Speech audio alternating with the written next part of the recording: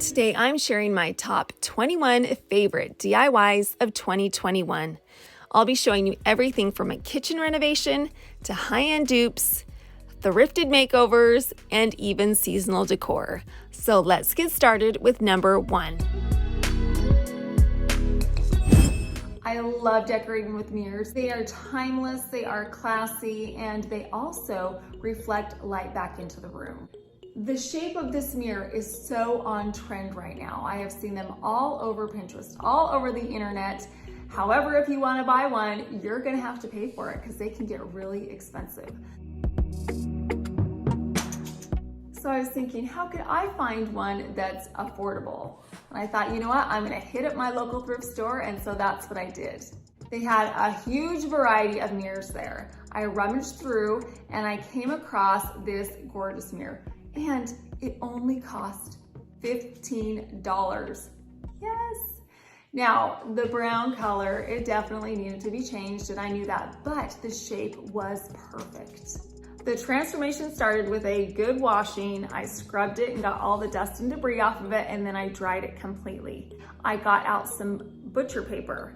I'm going to cover up the mirror with this butcher paper. Now there's a teeny little spot in between where the frame is and where the mirror is, and I could tuck that butcher paper right in between that space.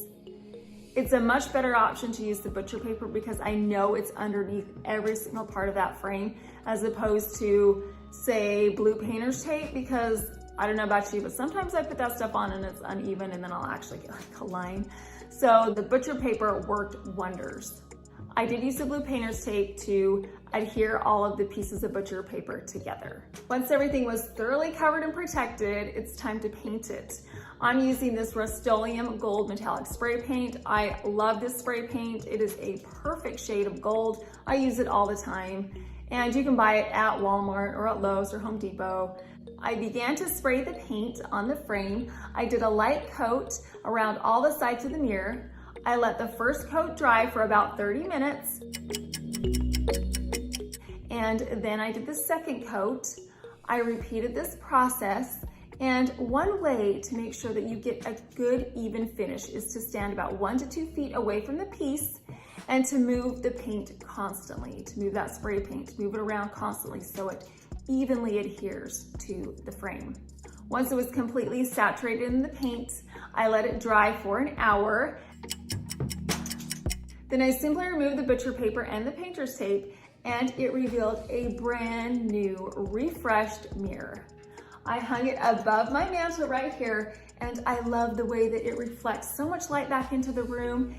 Working with mirrors, especially in darker rooms or smaller confined spaces, is a great design element to add because, again, it reflects, it makes it feel larger, and it also is a timeless, elegant piece that doesn't go out of style.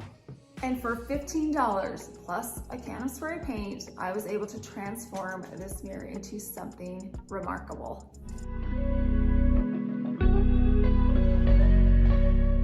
When we purchased this home 5 years ago, I knew that eventually I would want to transform my kitchen from a dark, enclosed area into a light, bright, open space, better suited for our family and to be able to accommodate large gatherings.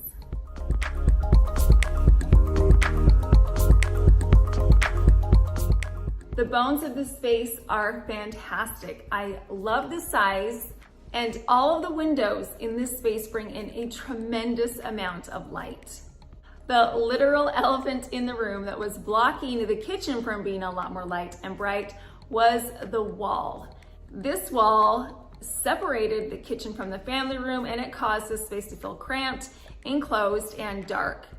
The flow was also off because there was one entryway into this entire kitchen, and it was just wide enough for one person to single file squeeze through the entrance. After consulting with a contractor, a licensed electrician, and a licensed plumber, I put on my big girl pants, grabbed a crowbar, and started taking down the wall. The minute that wall came down, the entire feeling of this space changed. The double islands are so fantastic. It has just made the flow in this space so much more accommodating. We can fit so many people in here now and no one feels cramped. One of my favorite aspects about this new kitchen is this giant entranceway. The kitchen before had a teeny tiny little walkway to get into the kitchen. Now we have this huge space. This right here is actually a congregation area. When people walk into the kitchen, they stop here, they can take it all in, and then they can walk into the kitchen. Another thing is, it is a beautiful way to view the space. As you walk in, your eye goes directly to the island, to the breakfast chandelier, and straight out to the pool.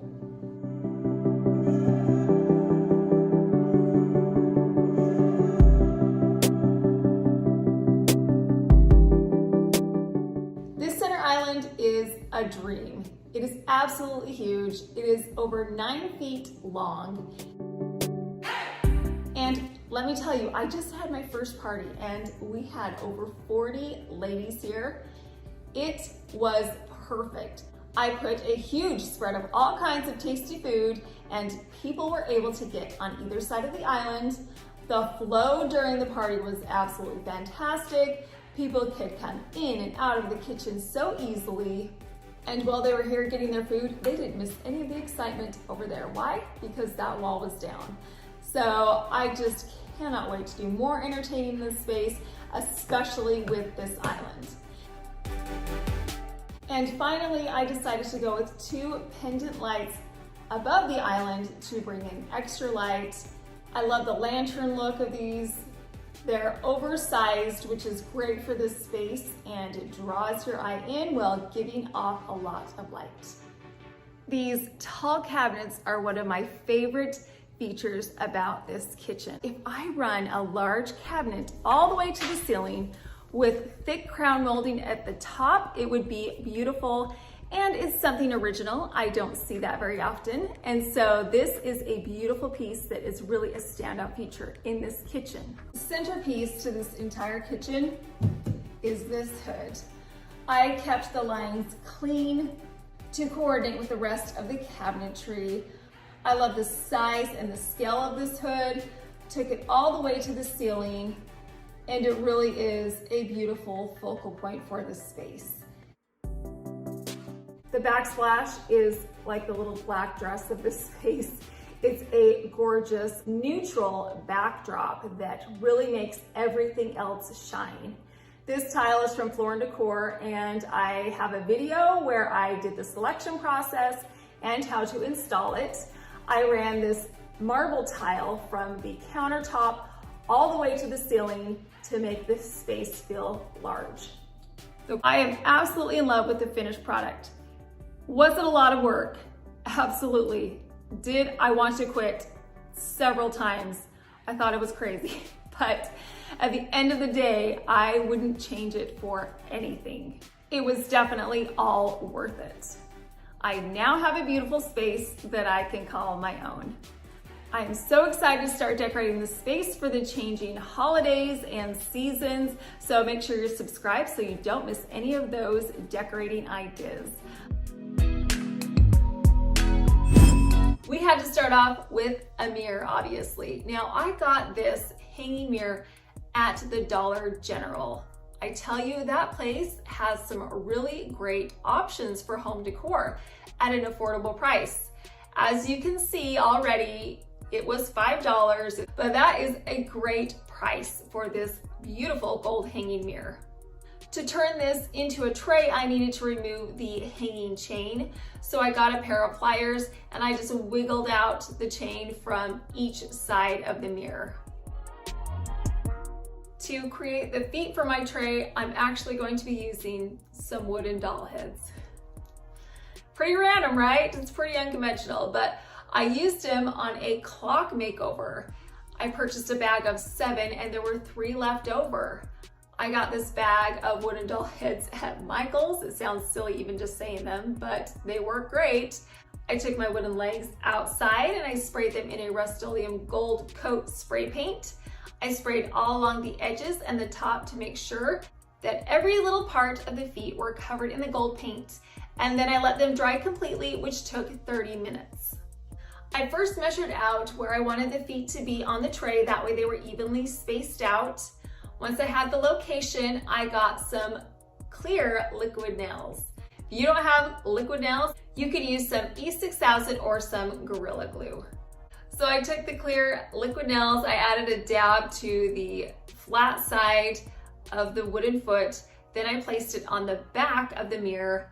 Once all of my feet were glued into the correct spot, I turned the tray right side up and let the weight of the mirror press down on those feet, which creates a strong bond, and then I let it dry overnight.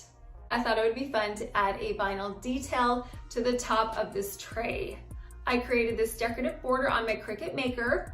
Once it was cut, I placed it in the center of the mirrored top. Then I removed the transfer tape. In my opinion, this added vinyl detail makes this look so much more high-end. It just takes the tray over the top. I can see something like this at Marshall's or at TJ Maxx or Home Goods for $20 to $30 easily. I love using mirrors. They reflect light, and it also reflects the beautiful objects that will be adorning the top of the tray. We're going to be making a topiary tree out of a garland. You don't always have to have a tree. Sometimes you can just use a garland and wrap it around it. So let me show you how I did it. I took my white antiqued urn with some gold embellishments, and I added a large gold trellis to the center. Next, I took a pretty plain garland and I wrapped it in some Christmas lights. I cut some segments of floral wire to attach the garland to the trellis. I wrapped the wire around the top of the trellis and around the end of the garland and twisted it together to secure it to the trellis. I wrapped the garland around the trellis, and every time it made a full circle, I got a piece of that floral wire and I wrapped it around the garland and the trellis to make it stay in place. To add some winter white to our Christmas trees, we're going to cut off a few more of those segments of the flocked garland that we created earlier. I cut off a 6 to 8 inch piece, and then I added it to the garland on the trellis. Now, the nice thing about these garland pieces is that they're wired, so you don't have to add any additional wire. All you have to do is twist those branches around the garland. I have some really pretty white satin ribbon, and I'm going to use that and wrap it around my tree. So I started at the top and I made a loop with this ribbon, and again, I got a segment of the floral wire, twisted it around the loop, and then twisted it around the garland. I draped the ribbon around the tree and created loops at various places. Next, I took some of this sparkly gold and cream ribbon, and I did the same thing. I got a segment of the floral wire, created some loops, and then had it cascade down the tree as well. I took a segment of this Merry Christmas ribbon, and then I took a smaller segment of this thin ribbon. I took the thin ribbon and I wrapped it around the center so you could still see Merry on one side and Christmas on the other, and then tied it to the tree. Like my swags, I added some poinsettias, gold berries, more of those spray painted gold leaves, and additional ornaments. I added my topiary trees to either side of my tabletop, and underneath the topiaries, I have a cotton fuzzy blanket. I folded this blanket into thirds to create a runner, which has a perfect wintry feel. It's going to be a great base to put all of my other pieces, and the light, bright color will make everything else pop. This holiday tabletop decor turned out so much better than I had hoped. I absolutely love the way that it looks. I'm thrilled with the way that each piece turned out, from the embellished teardrop swags to the garland Christmas trees. How many of you love high-end decor? I sure do. I don't, however, like to pay the high-end prices. Take, for instance, these ginger jars I found online for $302. I am not going to pay that. So I'm going to show you how I created a similar look with a $10 thrifted lamp.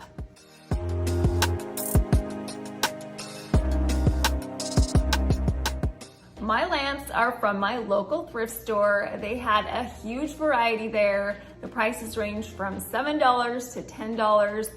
I found this pair that was $10 a piece, which is a great deal. They mimicked my jars really well. And let's be honest, these lamps were in need of a makeover. Now you can find lamps at Goodwill, you can find them at the Salvation Army, you can go to some garage sales, or maybe you just have some lamps at home that you don't use anymore that are this size and this shape that would be perfect for a ginger jar. The first thing that I'm going to do is I'm going to disassemble the lamp. I'm going to take off the lampshade, I unscrewed the light bulb and took off the lamp harp. Then I twisted the base socket to detach it from the lamp. I pulled it off and then cut the electrical cord with a pair of wire cutters. Now there may be other ways to remove the mechanics of the lamp without cutting the cord. However, this is the best option that worked for me. I'm not going to be turning this back into a lamp, so I literally just cut the cord. It's time to grow up, little lamp. I cleaned my lamps with a damp cloth and then let them air dry completely. Having a clean surface will make the paint be smooth when you spray it on there, and it will also help it adhere better to the surface. Next, I taped off the bottom and the top portions of my lamp with some blue painter's tape.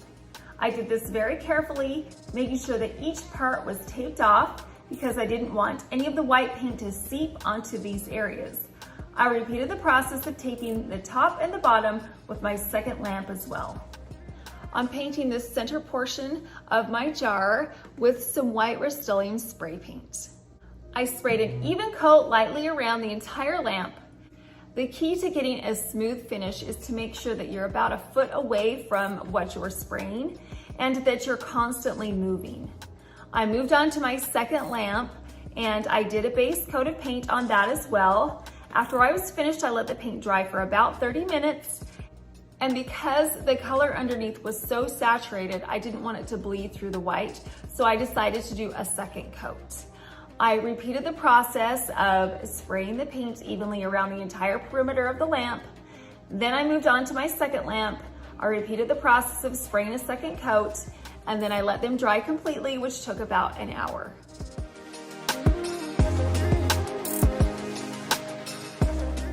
I removed the blue painter's tape from the top and the bottom of my lamp.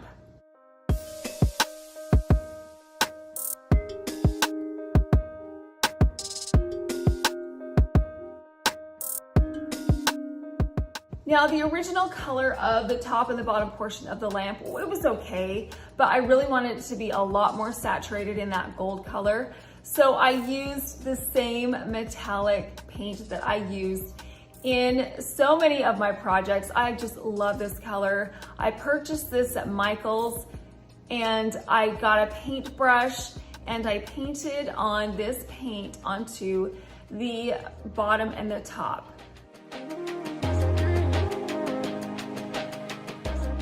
One of the things that I really love about this lamp is that it's really smooth in the center, but on the top and on the bottom, there's some texture to it.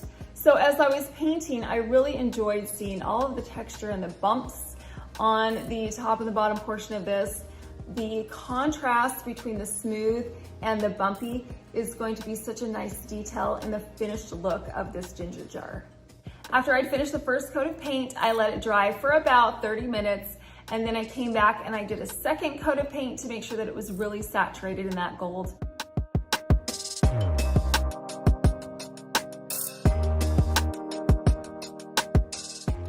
And then also these little toppers at the top that were on the top portion of the lamp, I wanted to paint those as well. So I did 2 coats of paint on these round toppers, and then I let everything completely dry overnight. Now there was a hole right here in the top portion of my lamp where the cord came through to attach the lamp mechanics. Never fear though, I decided that I would get some clear Gorilla Glue. This stuff is fantastic because it dries crystal clear. So as you can see, if there's any seepage, you can't even tell that there was anything because it dries clear. So I added some of this clear Gorilla Glue to the bottom of my knob, and then I placed it right over the top. Not only does this knob cover up the hole, but it adds a bit more height and an extra design element to the top of my jar. Holy smokes, you guys, look at how pretty these dupes ended up. $302 or $10. I'm gonna go with the $10 option. Every time I walk by this table, it just makes me smile. I decided to use a dusty rose ribbon and tie it around the top. I tied it into a bow, and then I added a beautiful sparkly fleur-de-lis pin. I pinned that right to the center of the bow, which adds such a beautiful accent. Can you believe that we started off with a $10 thrifted lamp and we duped these $302 ginger jars almost perfectly? These gorgeous high-end ginger jars are going to be the perfect accessory to decorate with on a regular basis. And as you can see, I've also themed them. You could theme them for summer, spring, fall, winter, just by changing out a ribbon. And of course, if you left it plain, it would be a beautiful neutral accessory to use all year long. I've been in a rut where I typically just stick to pine trees and poinsettias in my Christmas decorating. I personally love orchids, and I really wanted to find a way to incorporate those into my Christmas decorations this year. And so I came up with this holiday floral arrangement. I purchased this white geometric container at Ross a couple of years ago, so it's going to be my base. I filled it up with some foam and I topped it off with some moss. These gorgeous orchids were actually given to me by a friend who knows that I love flowers. If you don't have orchid stems, you can purchase them at Michael's. I've purchased them there before and they're pretty affordable. So I took my orchid stems and I poked them into the floral foam. I spaced them out equidistant from each other so the arrangement would be symmetrical.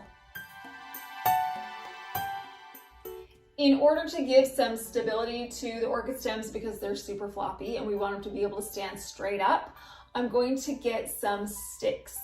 I'm going to cut off a few branches from a large stick with some wire cutters.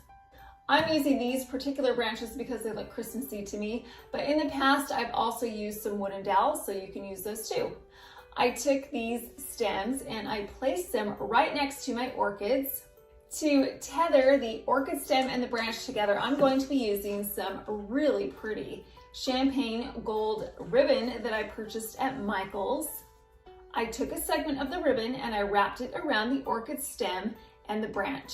Then I tied it into a bow. I did leave some long tails on my ribbons because I thought it looked so pretty. I repeated the process with the remaining 3 orchid stems and 3 branches. Now it's time to give this a Christmas flair. So at the base of my container, I'm going to first add some pine branches. I got this pine branch at Target. I cut some smaller branches off with some wire cutters and then poked the pine stems into the foam. I added several pine stems to the base to cover up the floral foam. Next, I'm going to add a few of these sprigs of goldberries. Again, I purchased these at Michael's. I cut some segments off the larger branch and then I poked them into the floral foam. I spaced them out all around the base of the floral arrangement. I love the way the goldberries add a pop of color and also bring in a metallic element of gold. If you didn't know, my Christmas theme this year is a winter white. And so to go along with that theme, I'm going to be adding some of these ornaments to the base. I purchased these pearlescent ornaments at Walmart, and I added the ornaments at the base of each of my orchid stem. These ornaments make this feel so luxurious and classy. And the final addition is to add some pine cones in vacant spaces to make the base feel full and lush. So what do you think about this floral arrangement? It's traditional and non-traditional at the same time. It's traditional because it has the elements of the pine cones and the pine branches and the Christmas ornaments and the berries, but it's unique because it has these gorgeous orchid stems. If there is a specific flower that you absolutely love or that you have a lot around your house, just because it's Christmas time doesn't mean that you can't continue to use it. All you need to do to theme it in Christmas is add a few traditional holiday elements. We are upcycling and recycling items that I rarely use into some high-end pieces of decor that I will be able to use all year long. My inspiration came from the Front Gate website. They had this set of vases. They're gorgeous, but they are way too expensive. Look at those prices. I think we can do better. I have a pair of amber orange colored vases that I didn't use very often. The only time I really got them out was during the fall or Thanksgiving. The size and the shape of these vases is perfect, but I needed to change the color. If you are a beginner DIYer, this is a perfect place to start. This is one of the easiest projects that I've ever done. We're gonna start off by washing the vases and letting them dry completely. Then I'm gonna take them outside. I flipped them upside down and I got some white Rust-Oleum spray paint. I began to spray the vases. I did a good solid coat of paint around all the sides, the top, and then I let them dry for about an hour. And I did a second coat of paint. I wanted it to be completely covered in the white paint once the second coat was finished. And then I let it dry overnight. Already the paint has taken this vase from, okay, to gorgeous. Just a little bit of paint, it's amazing the transformation that it can make. Now the gold detail, these cherry blossoms on my inspiration vase was real gold. I don't need real gold. So I just got on my Cricut design space, I created this cherry blossom design. Inside my vases, I placed some dogwoods. They are from the Dollar Tree. I also have some other beautiful pink and white florals. I'm bringing in that pink filling because a pastel pink is just perfect for spring, and that's what we're going for in this design, is kind of a subtle spring design. If you're looking to decorate with neutrals for the changing seasons, using pieces like this is perfect because it doesn't scream spring or summer or fall. What it does is it gives you a neutral backdrop so that you can add different florals, maybe a topiary, something inside that can be themed in those seasonal colors. But because this vase is a classic shape and it's in a neutral color, it will be able to blend in with any season or style. Okay, let's quick look back at our original pieces. They were so expensive, but by taking items that I already had, I simply transferred that idea onto something that I could afford. I had these vases, I had the spray paint, I had the vinyl.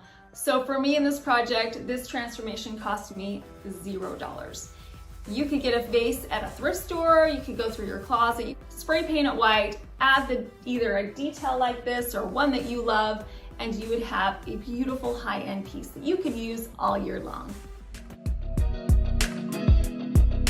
I just finished up making the cutest pumpkin candle, and I made it with only 2 things. I found a super cute bowl and lid at Ross for only $5.99. I mean, how cute is this? And I knew it was going to be perfect for my candle. So this pumpkin bowl is item number 1. Item number 2 are some candles, just plain white candles, that I purchased at the Dollar Tree. I'm going to be using 2 of these candles because that's the amount of wax that will fit into my pumpkin. So the first thing that I'm going to do is get a pot full of water. Now this water needs to come to a very low boil or a simmer. It doesn't need to be a rapid, hot, screaming boil, but just warm enough that it will melt the wax. So once it was at the temperature that I wanted, I took my 2 candles and I placed them inside of the pot. It took about 20 minutes for the wax to completely melt, and dependent on the size of your candle, it could take more or less time. But 20 minutes was the time that it took for these to completely melt down. Now that the candle was melted, I pulled out the wick. I wrapped it around a wooden skewer and placed it inside of my pumpkin. I did this with the second wick as well. I made sure that the wicks were both placed in the center of the pumpkin, equidistant from each other. Now that my wicks were placed inside of my pumpkin, it's time to pour in the melted wax. I used a hot pad to handle the hot glass container and I pulled it out of the boiling water. Then I slowly poured the wax into the pumpkin. I repeated this process with the second container of melted wax.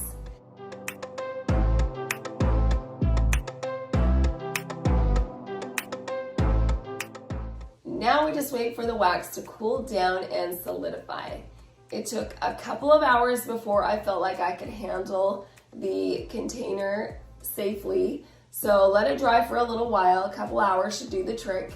And then I took some kitchen scissors and I snipped off the excess wick and trimmed it to the correct size.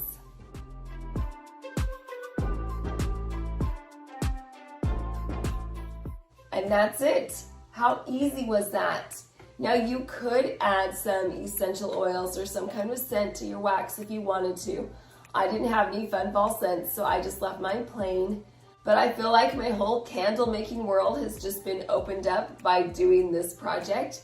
You could take any heat safe bowl and turn it into a candle. You could do this for so many different seasons. You could theme it to almost anything. If you had some extra bowls lying around the house, this is a great way to upcycle them.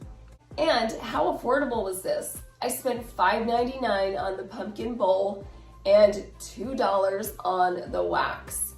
So a couple of bucks. And I absolutely love the way that this turned out.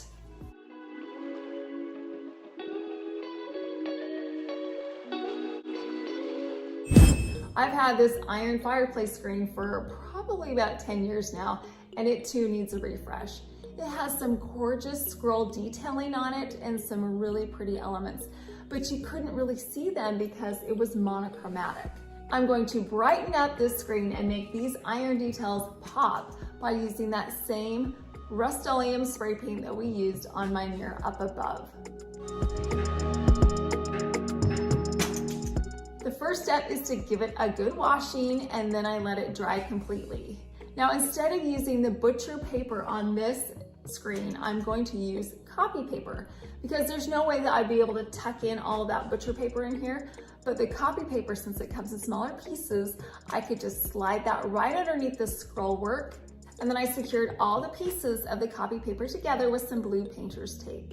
Then I took my fireplace screen outside and I did a light coat of the gold spray paint on the surface of the fireplace screen.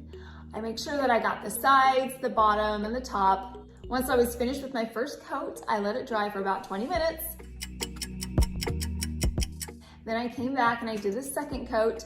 I repeated the process, making sure that I got the paint into all those little nooks and crannies, and then I let it dry completely, which took about an hour. Now it's time for the gratifying part. We're gonna remove all of that copy paper and see what we have. I pulled the paper out from underneath all of the scroll work, and the detailing really pops now. It's so much lighter and brighter and looks much more expensive than it did before.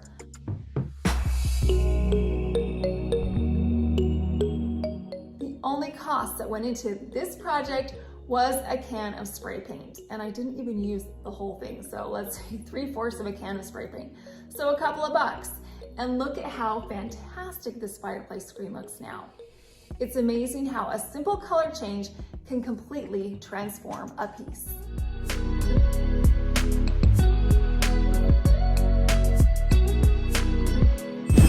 I'm going to create an elegant beaded garland. We're going to drape it on the corner of my entryway mirror. Entryway decor gives a small glimpse into what the overall feeling and decor style is going to be in your home. So I love decorating on a grand scale.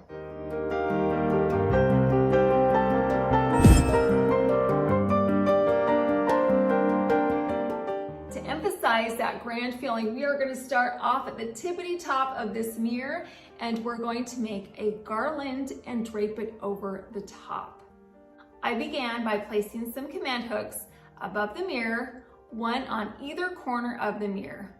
Next, I got a pine garland and I weaved a string of Christmas lights through the garland. And then I got some floral wire and I cut some segments off and I put the floral wire at the end of one part of the garland and about a third of the way from one of the ends. I wrapped that wire around the garland and then I hung it on the command hooks.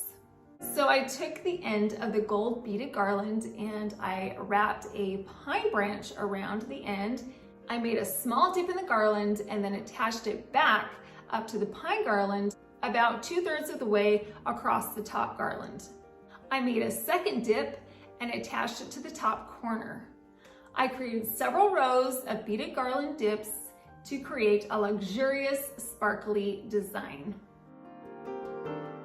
Just like in my fireplace garland, I'm going to be creating some bows to add in the places that everything is connected, because we don't want to see where things are connected, so we can hide them through placing these bows over the top.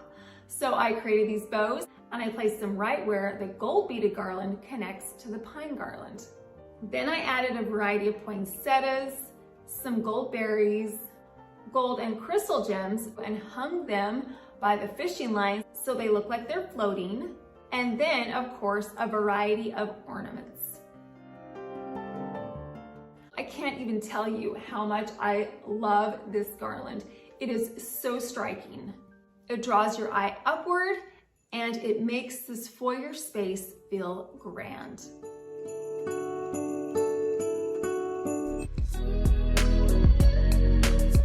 I found this vase at my local thrift store and it was only $7. Now I asked my first grader what color she thought it was. And she told me it looks like it came from the swamp where Yoda lives, you know, where Luke went and trained with Yoda.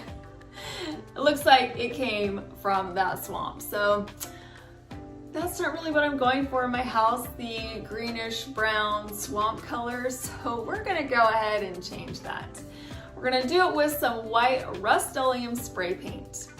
I sprayed an even coat around the entire surface of the vase. I sprayed in all those nooks and crannies, and then I let it dry for 30 minutes. I sprayed a second coat of paint and all over the surface of the vase. After it was completely saturated in the paint, I let it dry for 1 hour. Can you see the transformation already? Just by painting it white, it looks fresh and bright and new. It's classy and modern, and you could just leave it as is, which I'm gonna do for a lot of the time because I can stick some tall dogwood branches in it, some cherry blossoms, some willow branches, any kind of tall stem of florals would be beautiful in this vase. So leaving this as is option number 1. Now we're gonna do option number 2 by adding a lid and turning it into a ginger jar. Now, as a large family, it can get rambunctious around our house, all in the name of good fun, but this lid that was on top of a decorative box was one of the casualties of that good fun. So I had this topper that it was so pretty, I wanted to do something with it. There was no way I was going to be able to glue this lid back on to make it look good on this box, so I'm just going to transform it into something else. The first thing that I did was I unscrewed it from this piece of wood that was on top of the lid, which gave me this pretty topper. Now, if you don't have a topper like this, you could use a bottle stopper or you could use a finial that's from a curtain rod. There's lots of things that you could use in place of this. Now, to find the lid portion, I just scoured my kitchen and found a plastic lid that fit right on top of this ginger jar. Now I took a drill and I drilled a hole through the center of the plastic lid. Now that my pieces are prepped, I can take them outside and spray paint them. I'm going to be using that same white Rust-Oleum spray paint. I sprayed the finial first, and what I did was I got a paper plate. I flipped it upside down and I poked that finial right inside of that paper plate. That way it could stand up straight. I sprayed a coat of paint around this finial. I got in all those little nooks and crannies, and then I let it dry for 20 minutes. While that was drying, I sprayed my lid. I did a generous coat. I let it dry for 20 minutes. Then I came back to both of the pieces and I did a second coat, first on the finial, and next I flipped that lid over and I did the underside, and then I let them dry for an hour. Now it's time to put my two pieces together. I took this screw that was poking out of the bottom of the finial and put it through the hole that was in the plastic lid, and then I got a nut and I threaded that onto the bottom portion of the finial to make sure it was securely put together. That's one piece. It's not going anywhere. So now I have this beautiful topper that I can put right on top of my vase to give myself another option. I have a vase and I have a ginger jar. I have some blue satin ribbon. Just gonna wrap it around the neck of my vase, and I'm going to add a sparkly gold and crystal brooch to the center of the ribbon. I love doing this because you can theme it into any holiday or season just by changing out the ribbon. I am so excited with the way that this vase / ginger jar turned out. I don't think it looks like it came from the Star Wars swamp anymore.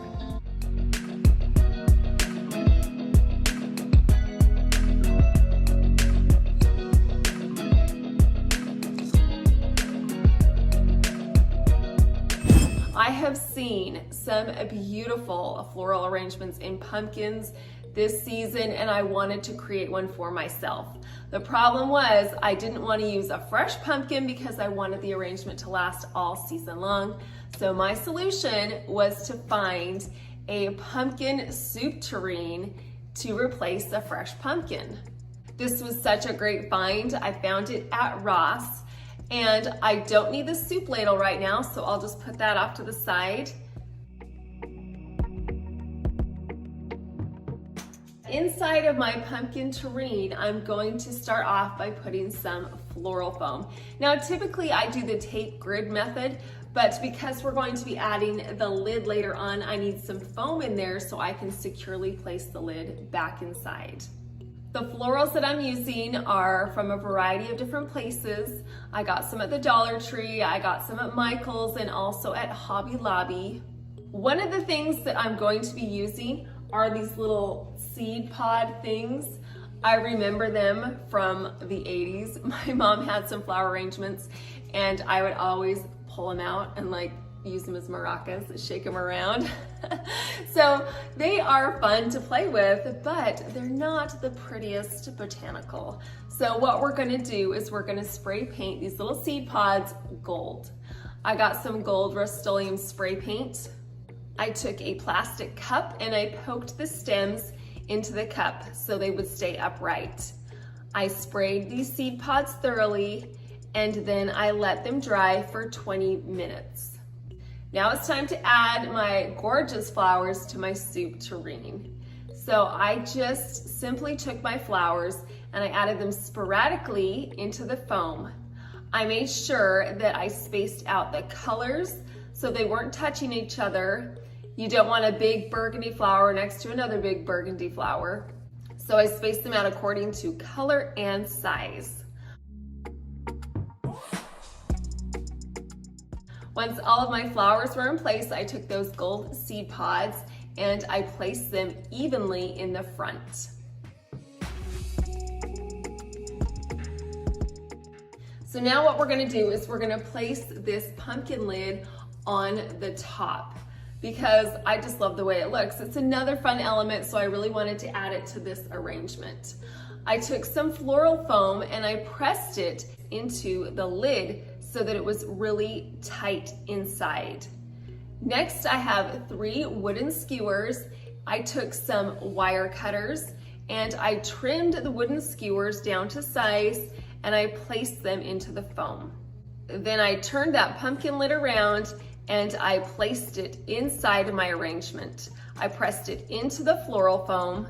The skewers that are poking into the lid are going to hold that lid securely in place. Once the lid was in place, all I had to do was add a few more fall leaves to finish off the look. Isn't this floral arrangement absolutely stunning?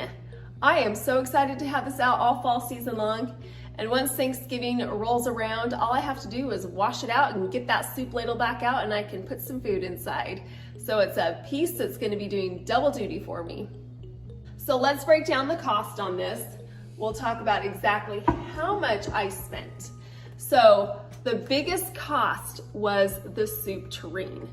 I purchased it at Ross and it was $21.99. So that in and of itself was a bit of a splurge. And do you want to know a little secret? I actually bought 2 because what if I want chicken noodle soup and clam chowder? You gotta have 2, right? So the next cost was the florals, and I'm going to say that I spent $10 on the flowers. And finally, we're just gonna clump miscellaneous items together, the floral foam and the wooden skewers, as well as the spray paint, and we'll say that we spent $1 on those. So in total, I spent $33 on this arrangement. I think that that's an okay price, and it's definitely a splurge, but I would spend that money again to get this floral arrangement. What do you think? Do you think it was worth $33? Decorating your kitchen for the holidays can be tricky business because there are so many things you need to take into consideration. It's open 24/7. Food is going to be prepared. Spills are inevitable, and you still need counter space. So today I'm going to give you some ideas to help you decorate your kitchen for this upcoming Christmas season.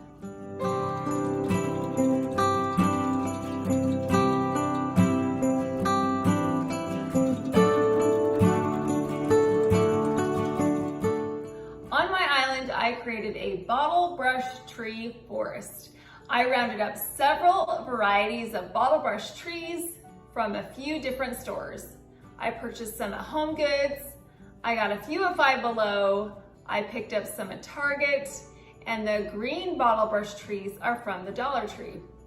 Bottle brush trees are typically pretty affordable. Mine costs ran from $1 at the Dollar Tree and Target to $5.99 at Home Goods. Another thing that I love about bottle brush trees is that you can knock them over and they're not gonna break. And if you get some food spilled on it, all you have to do is just wipe it off, so they're perfect for a kitchen. I'm going to add several of my bottle brush trees inside of some jars. I have a variety of jars from small, medium to large. This jar right here actually is a vase, but I didn't want to put anything that would come out the top because it would make it so much larger than the rest of my jars. So instead what I did was I took a lid from a jar that I'm not using and I'm just simply going to turn this vase into a jar. Another thing that I love about this particular piece is that it's got a hole in the back so I can fit some larger pieces inside. So inside of each of my jars, I put in some Epsom salt. This is a cheap way to create some snow. I got a huge bag at Target for $4.99. I poured the Epsom salt into the base of each of my jars. Not only is this a great way to get some mock snow, but it also holds your pieces in place. It gives them some stability so they will stand upright.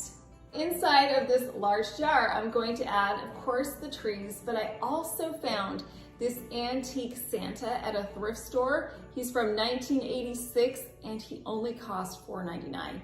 Came in a box, pristine condition, a treasure, I tell you. He looks perfect in there and fits so nicely. And then I also added some of the bottle brush trees into my other jars.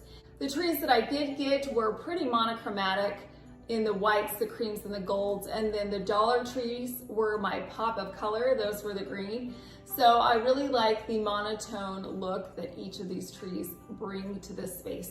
Now I took my jars when I was finished and I placed them on top of a vinyl runner. This is great for a kitchen because again, if it gets spilled on, you can just wipe it off. And then I placed a sled on top of the runner. I purchased this at Michael's 2 years ago.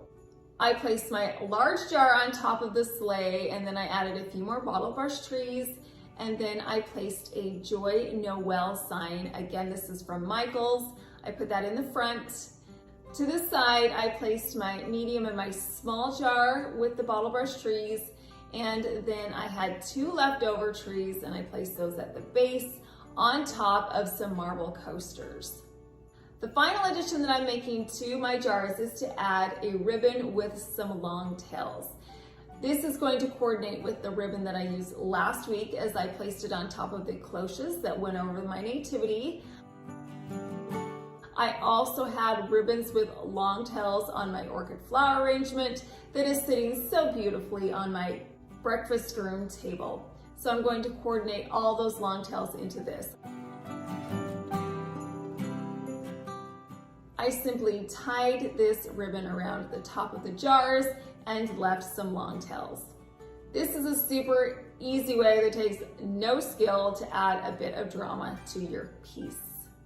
And that's it for this centerpiece. Super easy. I think it looks fantastic. It is definitely the focal point of this island, and everything on it is washable, so it's perfect for a kitchen.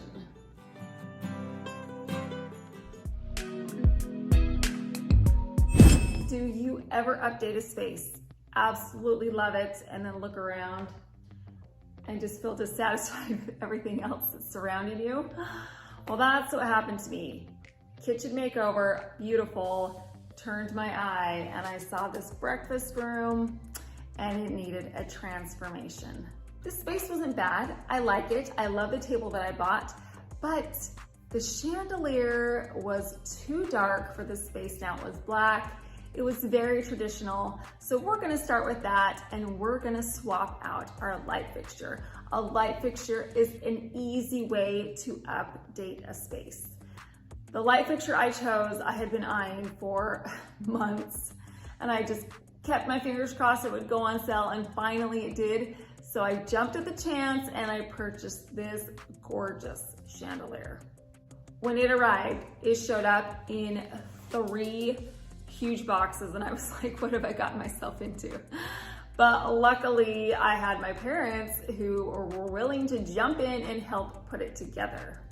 My mom unwrapped 100 crystals, and my dad helped me move the electrical over and assemble the light fixture. When in doubt, you just recruit your family, right? So this chandelier actually took the better part of a day to put together, but it is so worth it. It is a stunning focal point to this room. The crystals that hang down are so modern and so fresh, and they reflect light all over the room. I love the teardrop shape. The light fixture itself is just beautiful branches that just kind of meander. It's very free flowing. And what I really like about it is that it doesn't block the view from the kitchen out to the pool, because the crystals are transparent. You can kind of see through them, and it's not a big solid chandelier that will block the view.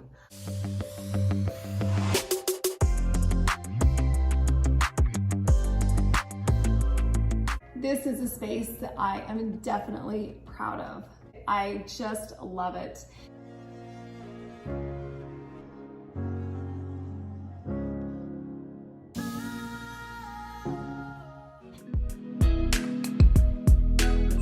Is there anything more magical than the fireplace decorated beautifully for Christmas?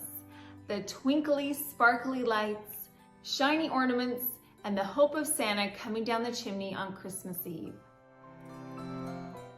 Today we are going to be creating a beautiful mantelscape with an elegant garland. One of my favorite places to decorate at Christmas time is the mantle. It's that time of year where we can go all out and make this area a major focal point. The first thing that we're gonna need, of course, is a garland. What I like to do with my garlands is I take two of them and I intertwine them together to make them look really full and lush. I also like to add a lot of lights to my garlands. The more lights, the better.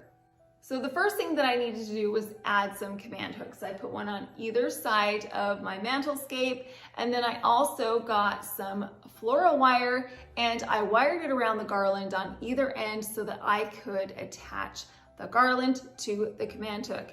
You do not want your garland falling off mid-season, so make sure that you get those garlands securely in place. I draped my garlands so there was a slight dip in the center and a long billowing end on the right-hand side. I have collected quite a few strands of gold beads over the course of several years, so I'm just using beads that I already have. Now, I did go to Target the other day and I saw that they had some gold beaded garlands there. They were by the ornaments, so if you are looking for some, I have seen them there. What I did was I took my large beaded gold garland first. I attached it to the pine garland simply by weaving those pine branches around the garland. This is great. You don't have to add any additional wire because the garland is already wired. So I attached it to the garland and then I simply just draped it so it was below the pine garland. I made one dip and then brought it up about 2/3 of the way across the garland and then made a second dip and brought it up to the top corner. I continued this design with my smaller beaded garlands. I simply mimicked the shape of the previous laid garland.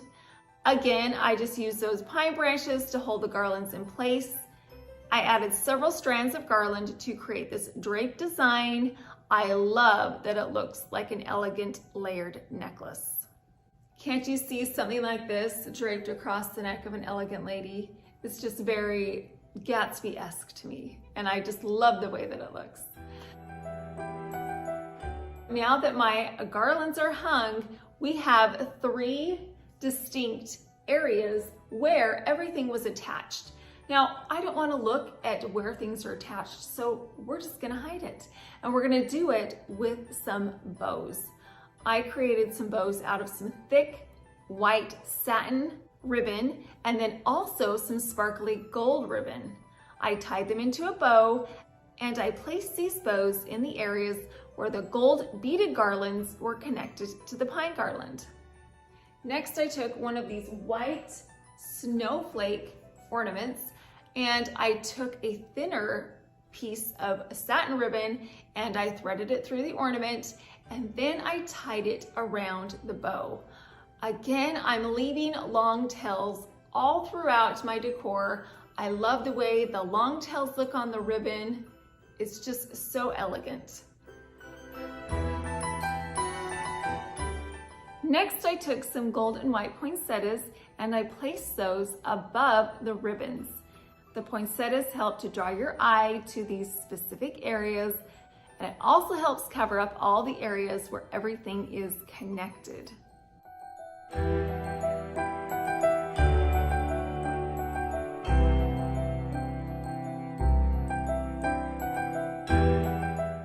Next, I took some white and gold snowflake ornaments and I scattered those throughout the garland. Then I placed several varieties of ornaments throughout the garland. I have some sparkly ornaments, some shiny, some matte, some glittery ornaments, all kinds. The bigger the variety, the better. In order to enhance the length of this side of the garland, I decided to add some tassels. These beautiful tassels add length to the side. It drapes so beautifully down this garland, and it's an unexpected element.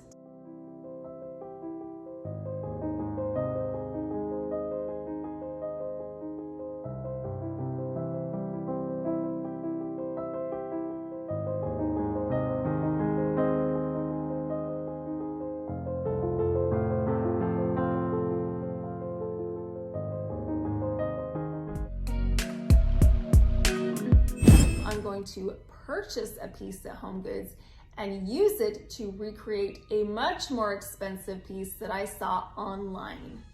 I bought this yellow ginger jar at, of course, Home Goods. It was $19.99.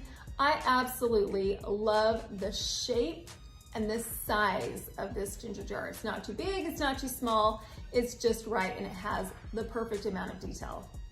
My inspiration piece is this white ginger jar with a gold accent. It's roughly the same size, but the big difference is the price. This one costs $109. Now that's pretty pricey, so why don't we try and make it for less? The first thing that we're gonna do is take our bright yellow ginger jar and we're going to paint it. I got a white gloss Rust-Oleum spray paint. The reason I'm using this particular paint is because it's a Paint Plus primer. So that way when I spray paint my piece, it will ensure that that bright yellow color will be covered up.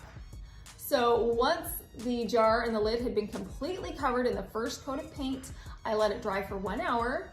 Then I sprayed on a second coat of paint. Again, I made sure that every part of the jar and the lid was covered in the white paint. Once it was completely painted, I let it dry for 3 hours. Now, there are several options that we could have used to create this stripe around the edge. I could have used some Cricut vinyl. I could have painted it on with some gold craft paint. But in the end, what I decided to do was to use some gold washi tape. I purchased this washi tape at Target. I placed the tape on my jar and then pulled it tightly to create a straight line. It is also important to press the jar with your finger as you're laying it down. This will get rid of any air bubbles. I wrapped the gold washi tape around the circumference of my jar and then cut the tape once I got to the original starting point. Because there's curved edges on my jar, the tape did tend to ripple up just a little bit along these curved edges.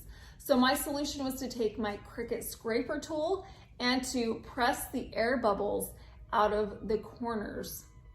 By using the scraper tool, I was able to get all of the air bubbles out, to press the tape firmly to the jar, and it smoothed that tape right out.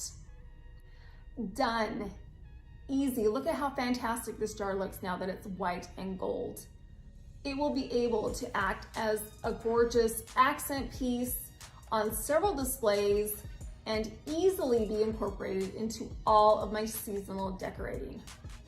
So let's talk about the price. Now, our original piece was $109. Yikes, I'm not gonna pay that. But what I am willing to do is to find a piece that's $19.99 that has potential. This yellow jar was not the color that I wanted, but a little bit of paint is an easy fix. So we spent $19.99 on this. I spent $4 on the paint, and we used about half of a can, so we'll say $2 for the paint. And then we just used a little segment of the washi tape, and so we'll say that was $1. So in total, this cost me $23. 109 minus 23 is 86. That's an $86 savings. And I think that mine is just as beautiful as the inspiration piece.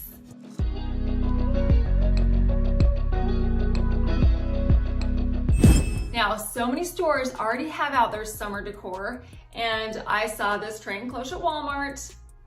It was just a couple of bucks.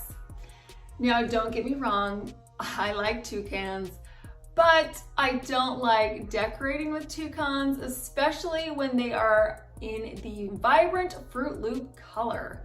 So we're gonna change that. We're gonna start off with the tray portion. I found a gorgeous pink and silver roll of wrapping paper at Ross for only $3.99. I love the intricate design. It's so classy and it's thick, so it will hold up to the Mod Podge, which is what we're going to do. The first thing that I needed to do was cut out a circle that would fit perfectly over the top of my tray. So luckily for me, this top cloche is the perfect size that I needed. So I just took this cloche, I placed it right over the top of my wrapping paper. I got a pen and I traced out a circle. Then I got my scissors and I cut out the circle. Then I took my Mod Podge and my sponge brush and I put it on the bottom of the tray. I added a generous amount to the top of the tray. I spread it out evenly. I made sure I got the Mod Podge into all the corners around the entire perimeter of the tray. Once the bottom was covered in the Mod Podge, I took my wrapping paper and I placed it in the center.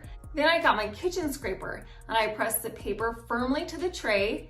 The kitchen scraper will smooth out the paper and it will also remove any air bubbles that are trapped under the paper so the wrapping paper can lay flat.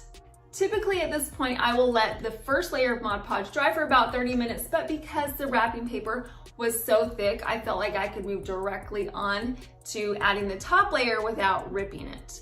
So that's what I did. Again, I added a generous amount of Mod Podge to the top and I spread it out evenly with my sponge brush. Now remember, this stuff dries clear, so you want to make sure that your surface is completely covered in the Mod Podge. Once the wrapping paper was covered, I got a damp paper towel and removed the excess Mod Podge that was on the lip of the tray, and then I let it dry overnight. Now you could leave it as is. It's a 100% improvement over the Fruit Loopy Vibrant Toucan design that was on it to begin with, but I wanted to take it a step further and I wanted to put a design on the top portion of the cloche. I wanted an intricate design, one that would go along with the wrapping paper that I have on my tray. So I found kind of a doily looking design on my Cricut design space. I had my Cricut maker cut it out in a white vinyl and then I added it to the top of my cloche. This intricate design pairs so well with the intricate design on the wrapping paper. This additional detail elevates the tray and cloche to the next level. It looks so high-end and classy. It would be a gorgeous addition to any bridal party, baby shower, or you could just store some pretty plates and some silverware inside.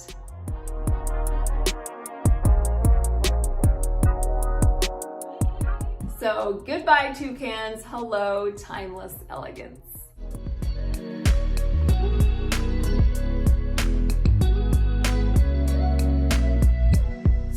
Do you ever see pieces of home decor while you're out shopping that you think, I love that, and then you pick it up and you look at the price and you're like, I do not love that, and you put it back? Well, it happens to me a lot. And sometimes I think, well, it's just out of my budget, I'm not ever gonna get it. And then sometimes I think, well, I can recreate it. Well, that's what I did today. Take, for instance, this white vase with the gold roses around the neck. I found it on the Hor Chow website. I thought it was gorgeous. And then I looked at the price and I changed my mind. But I thought, you know, I bet you that I could recreate it. So I hit up my thrift store and tried to find a dupe vase that was similar to my inspiration. I found one and it was only $7.99. Now the problem with this vase was the color. It had some black and blue stripes. It was a little midnight murky with a touch of rusty orange spots that were randomly strewn about. So I was not a #1 fan of the color selection, but that is an easy fix. So what I did was I got some white gloss Rust-Oleum spray paint and I took my vase outside and I began to spray paint it. I sprayed the base thoroughly in the white paint. I got underneath the lip of the vase, all around the back, and inside the opening. I made sure it was completely covered in the spray paint, and then I let it dry for 1 hour. I returned for the second coat of spray paint, and I repeated the process by spray painting the vase thoroughly until it was 100% completely white, and you couldn't see any original color showing through. And then I let it dry overnight. One of the dilemmas that I had was I didn't want to do anything permanent to this vase because I can use this white vase in so many different projects. I can put some flowers in it. I could put some ribbons around it to theme it for different seasons and holidays.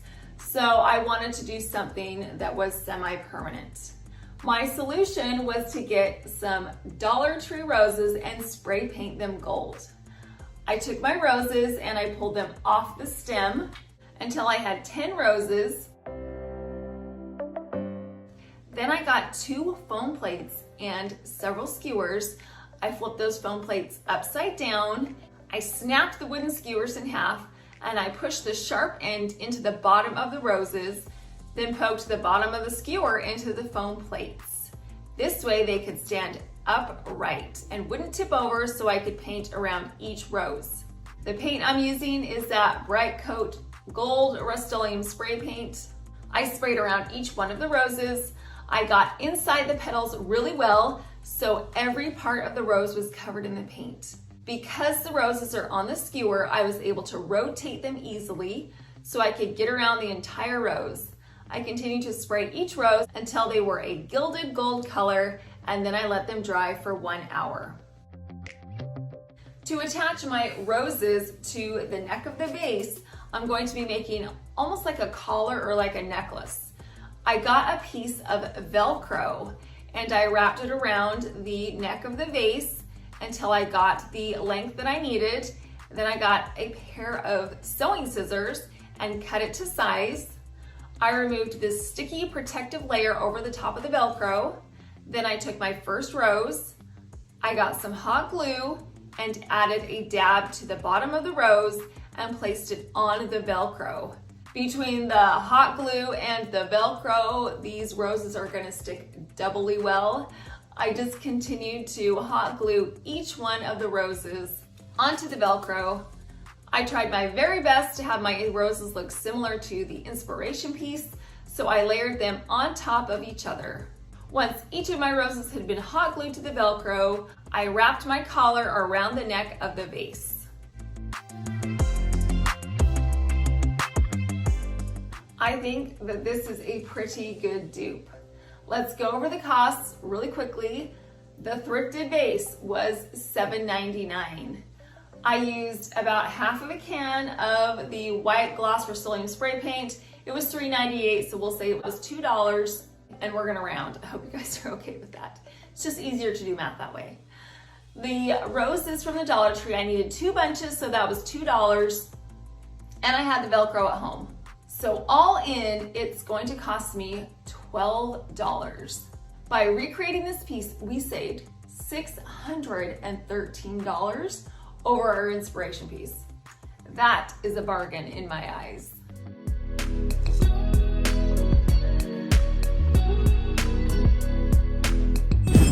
Today we are decorating the dining room. I'm going to show you how I created this elegant centerpiece.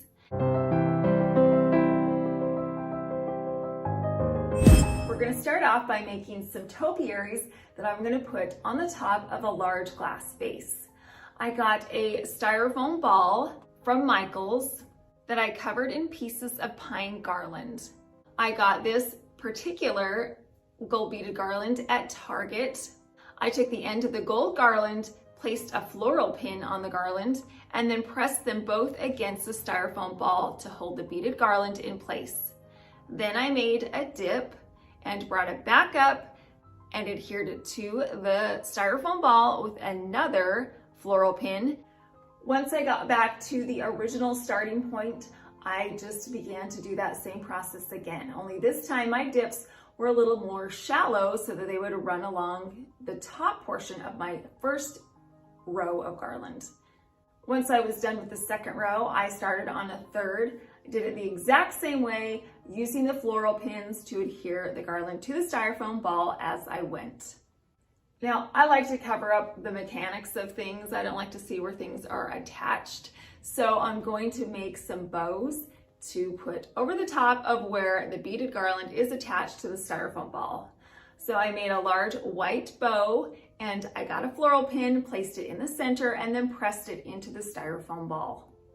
I did not want to leave the center of the bows plain, so what I did was I got a few frosted leaves, a gold stem of berries, another bow that I created with a white and gold polka dot ribbon. I'm going to put all those together and then get a floral pin and place it in the center of the bow to create a beautiful design element that adds a unique detail to the center of the bow. I did two different styles of bows. I did the large white one, and then I did this second one, which is a little bit smaller. I didn't want to have giant bows everywhere, so I did one that was just a little bit smaller. I made this bow with a white and gold ribbon, and in the center I did some more of those frosted leaves, and then this time I chose to use some ornaments. I just gathered a bunch of ornaments and placed it underneath the frosted leaves and placed it in the center of the bow. Then I placed a few hanging crystals from the topiary ball. I got some fishing line and I threaded it through the crystal and pressed the top of the fishing line into this topiary ball. And then a final touch was to add a few gold berries at the top. These vases are quite large and I needed to fill the center with something. So I got some gorgeous crystal snowflake ornaments from HomeGoods. I threaded a white ribbon through the ornament and then attached it to the bottom of the styrofoam ball so it could hang in the center of the vase. It's an elegant touch and it has a beautiful sparkle, but most importantly, it fills the empty space in the space with a unique creative piece. And then at the bottom of the vases, I filled it with that Epsom salt snow. I have used that Epsom salt pretty much everywhere in all of my jars, so I thought it was only fitting that I put it in these vases as well. Now that my topiaries are all finished, I placed them on a marble tray and then I layered two wreaths together. I put a pine wreath on the bottom and a gold bottle brush wreath over the top. Adding layers like this combine textures and colors, which make this piece very custom. Because I have my two tall topiaries on either end of the table, I decided to do a shorter piece in the center. Now I have one reindeer. He is the quintessential definition of a stag. He has yet to find his mate. So I haven't really known what to do with him until I saw my sleigh and I thought he can pull the sleigh by himself.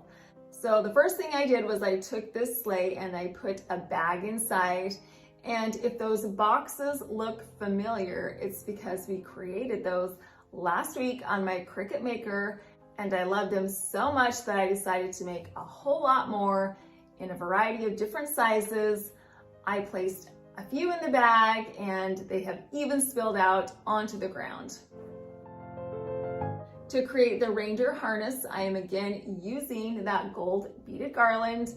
I took some floral wire and I wired it around one of the gold beads and attached it to the sleigh, and then brought it up and attached it to the ribbon that I have around his neck, and then I repeated the process on the other side. And just like that, I have a solution for my solo reindeer. So if you don't have a set, you can always have one reindeer pull a sleigh. He's strong enough, he can do it. The other things that I have on my centerpiece are some bottle brush trees, and then I have a few glass trees as well. On either side of my riser, I put some frosted leaves, and then I put a few reindeer picks to tie in with my reindeer theme, and then I put a few pine cones in the center. This centerpiece is so beautiful. It's elegant and rustic at the same time. I've used elements that are unique to this room, but also that tie in with the decor in the rest of the house.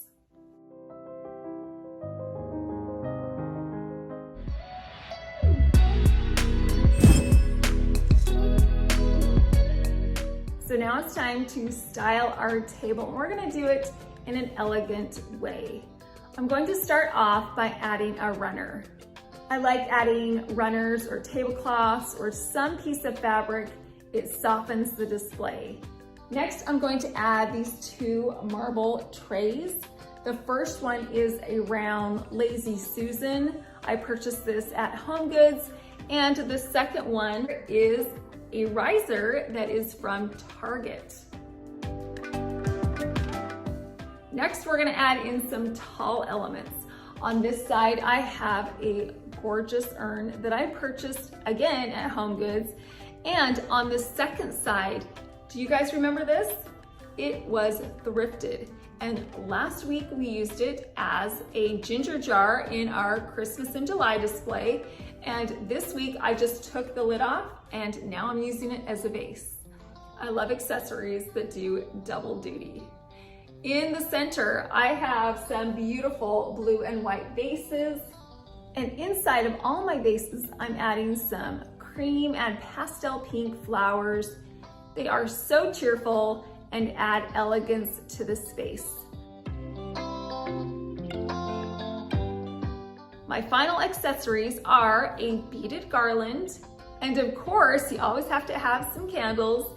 I added my candles inside of some cut glass candle holders.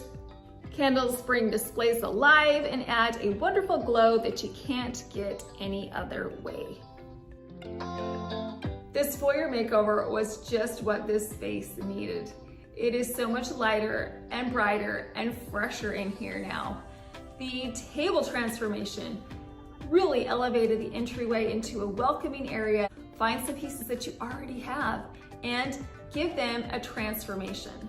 It's amazing how a little bit of paint can make your pieces go a little bit further, can update them, can make them look so much more fresh and unique. So first up, I needed to find a container, or in this case, an urn. I found this gorgeous glass urn at Burlington Coat Factory. It had some beautiful details, the ridges and the dips. It's just so pretty. To the inside of my container, I'm going to be adding some floral foam. Now, I don't know about you guys, but I reuse my floral foam just because it has a couple little holes in it from some previous flower arrangements.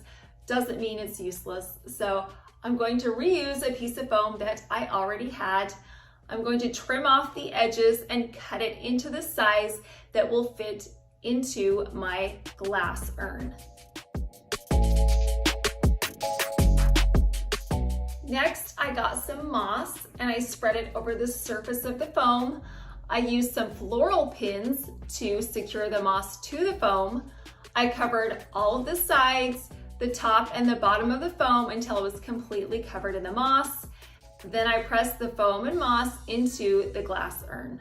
Orchids are one of my favorite flowers of all time. They are just classy and timeless. If you ever want a piece to look high-end, use some orchids because they're modern and they are up to date and they just look expensive. My orchid stems are from Michael's. I purchased 2 stems. I added this tall stem first. I placed it on the left-hand side and I pressed it into the foam and I curved the top slightly. Then I took my second orchid. I bent the bottom of the stem to get the height I wanted instead of cutting it, because I like to use my stems multiple times. So if you do something permanent to it, then it's stuck at that height. But if you bend it, then you can unbend it and have that length for another arrangement later on. So I bent that stem and I pressed it into the foam so it was shorter than my taller stem. Now orchids tend to be a little flimsy, so that's why they have those sticks next to them to give them that added support. We're gonna add some sticks next to ours. I purchased a wooden dowel at Home Depot.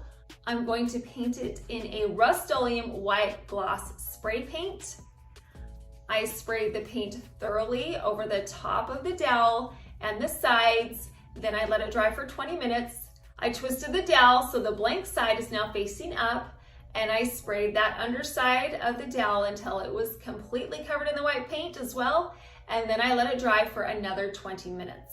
I placed the long wooden dowel up against the taller orchid to get the height that I needed. Then I cut the dowel to the correct size with a pair of wire cutters. I placed the wooden dowel next to the orchid stem, then pressed it into the foam. To tether the dowel and the stem together, I'm going to be using some gold lame cord. I took this cord and I wrapped it around the stem of the orchid and the wooden dowel several times to tether it together and to give the orchid some strength. Then I tied it into a knot and trimmed off the excess cord. I repeated the process on my second orchid stem. I took that wooden dowel, I held it up next to the orchid stem to get the correct height. Then I trimmed the dowel with the wire cutters, placed it next to the orchid, and pressed it into the foam. Then I got that same gold lame cord, wrapped it around the stem and to the dowel to tether it together. These particular orchid stems didn't come with any leaves, and so I needed to come up with an idea for some leaves. So what I'm using is some magnolia leaves, because these large flat leaves mimic the orchid leaves really well. Plus, you can find them pretty much anywhere. Again, mine are from Michael's. I pressed the stems of magnolia leaves into the foam at the base of the orchids and spaced them out evenly. We are done with this arrangement. Look at how timeless and pretty this is, and it was incredibly easy to make. Plus, it was pretty affordable.